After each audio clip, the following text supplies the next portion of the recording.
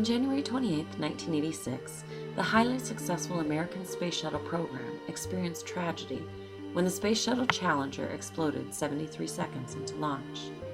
One of several missions involving civilian personnel, the flight of Challenger was to symbolize the inseparability of space exploration and the future of education. Instead, millions of people sat witness to a disaster that was to become the most significant setback in the history of the United States space program, and one that would quickly attract the label, the Challenger disaster.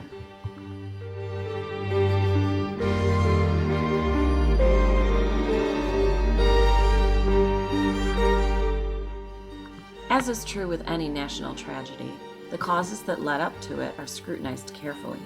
Within days, President Reagan appointed a commission to determine the cause of the accident. The commission conducted an extensive investigation. Its inquiry produced the finding that the primary cause of the accident was a mechanical failure in one of the joints of the right solid rocket booster, in which the O-ring malfunctioned.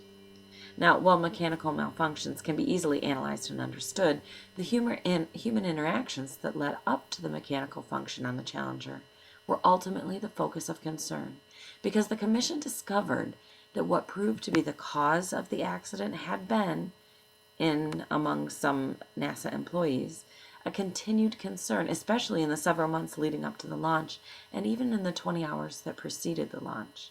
In short, the Challenger disaster could have been easily avoided if any one of those voiced concerns had been listened to and the launch had been delayed. Members of the commission appropriately concluded that the contributing cause in the Challenger disaster was simply flaws in the decision-making process, and groupthink was to blame. Groupthink is a psychological phenomenon that happens when the desire for consensus, or getting the job done, in a group overrides careful analysis and reasoned decision-making. The term groupthink was coined by a social psychologist in 1972 named Irving Janis. Here's some things that often characterize a group in danger of groupthink. First, group members think the group and its members are invulnerable to dangers.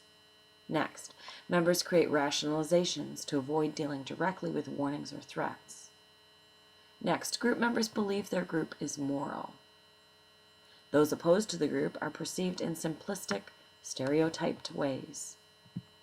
Group pressure is put on any member who expresses doubts or who questions the group's arguments or proposals.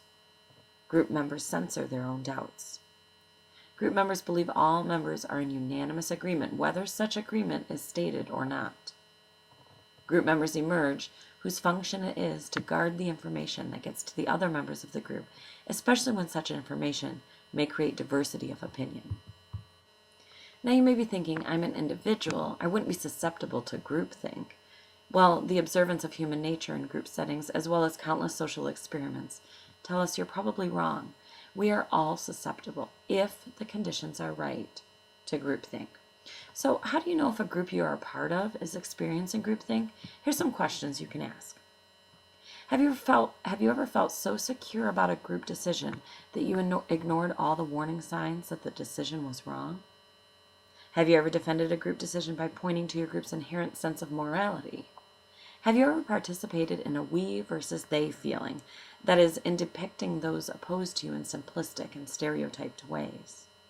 Have you ever applied direct pressure to dissenting members in efforts to get them to agree with the will of the group? Have you ever served as a mind guard? That is, have you ever attempted to preserve your group's cohesiveness by preventing disturbing outside ideas or opinions from being known to the other group members? Have you ever assumed that the silence of the other group members implied agreement? It's important to know that nobody is powerless against groupthink. Parts of our fields of experience as Americans tells us that individuals can make a difference. So what can you do if you feel a group that you are a part of is susceptible to or engaging in groupthink? Here are some ways that group leaders, or even individuals within a group, can prevent groupthink. You can prevent groupthink by encouraging members to raise objections and concerns, playing devil's advocate, or encouraging members of the group to play devil's advocate. Leaders can refrain from stating preferences at the onset of the group's activities. You can split the groups into subgroups, each with different chairpersons, to separately generate alternatives, then bring the subgroups together to hammer out the differences. You can seek input from experts outside of the group. You can call a meeting after a decision consensus is reached, in which all group members are expected to critically review the decision before final approval is given. We all function in groups. The outcome of those groups affects many daily decisions and even our lives.